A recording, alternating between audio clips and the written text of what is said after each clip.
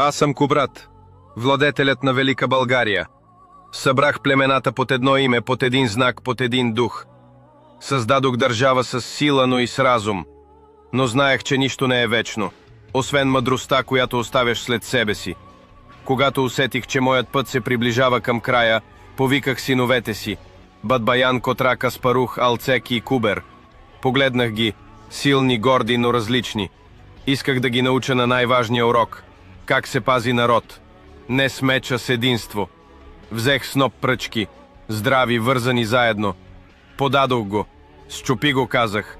Никой не можа. После ги развързах, една по една се струшиха лесно. Тогава рекох: ако сте заедно, никой няма да ви прекърши.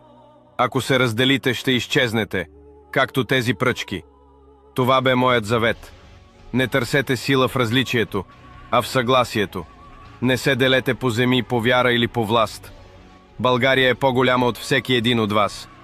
Който забрави това, ще загуби всичко.